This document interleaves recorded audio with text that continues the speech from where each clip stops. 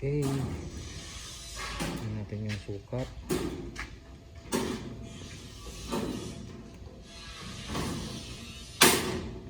May lang jay drill ay drill bit.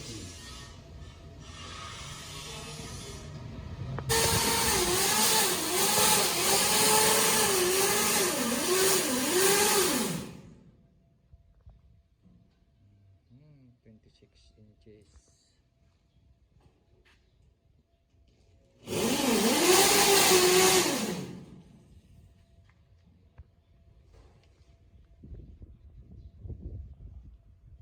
Inches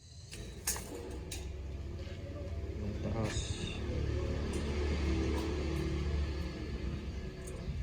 34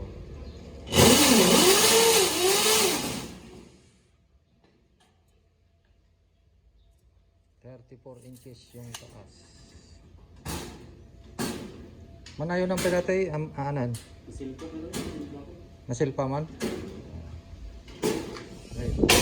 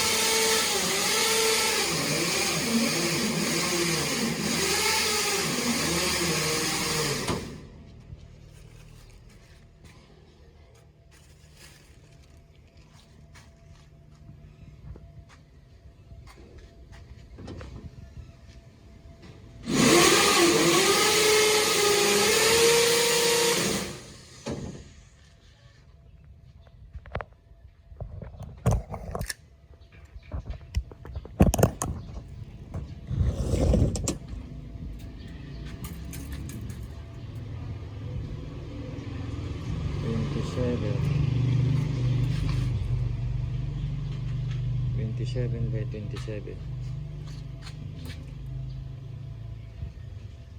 26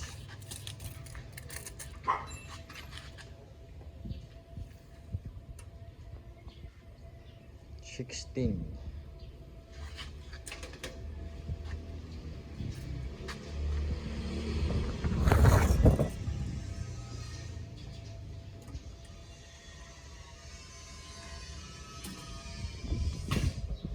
36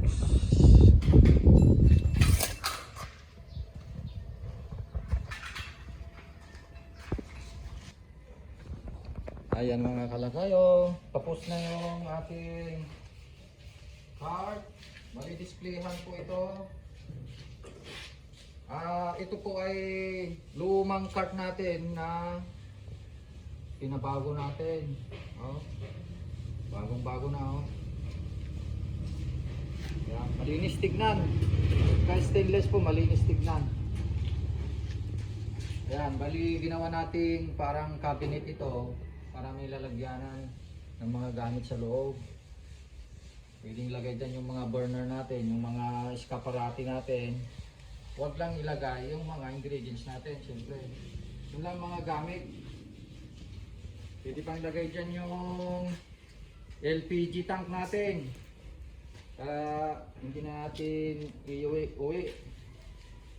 Ayan, oh. Mahal nga lang yung stainless.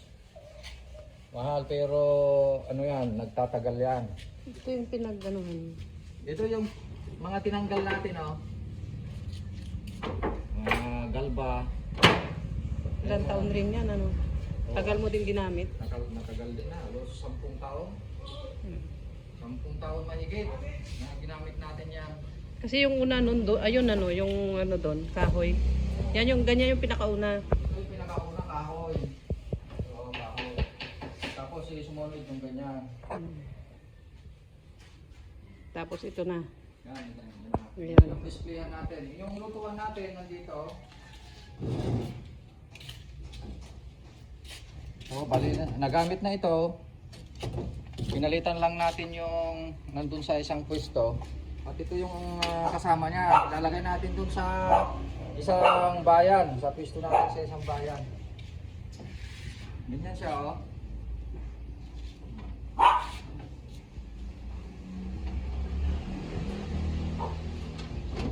Yan. Dito ka magtatrabaho, mag-cook ka. Yan. Luluto ka na ng ganyan.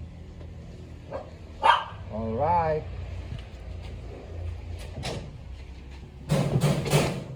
Ayan mga kalakay, yung ating vlog ngayon, na-share po natin yung pagpapabago natin ng mga cart.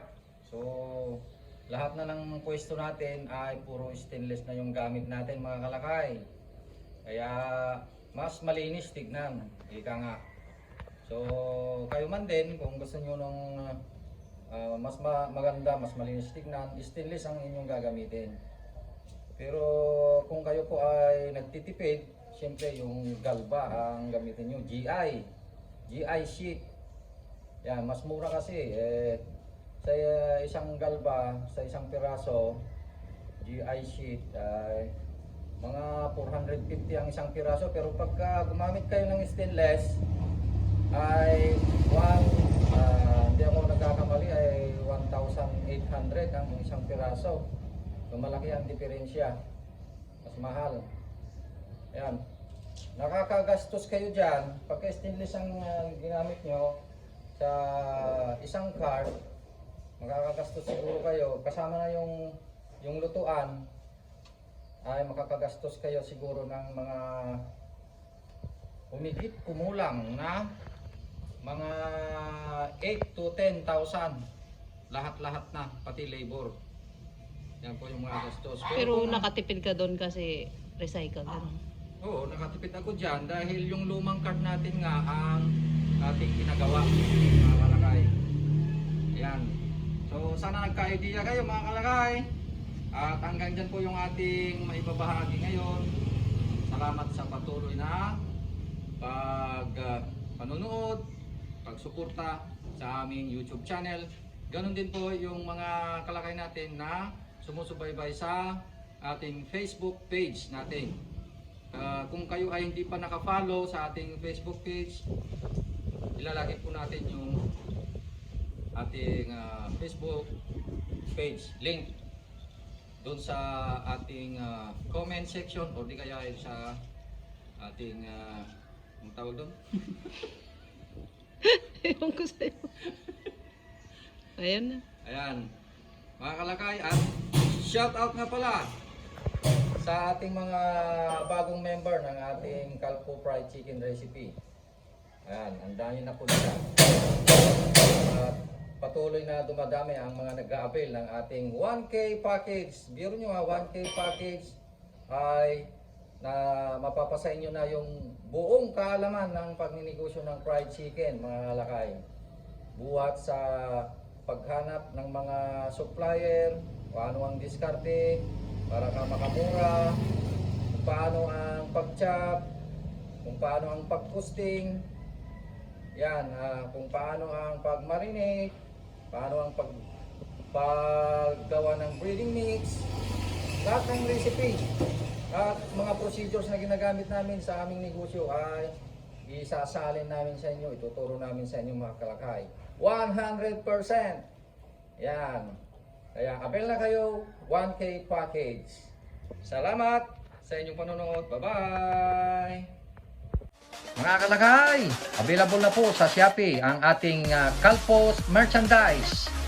Available na po ang marinated mix at ang ating breeding mix.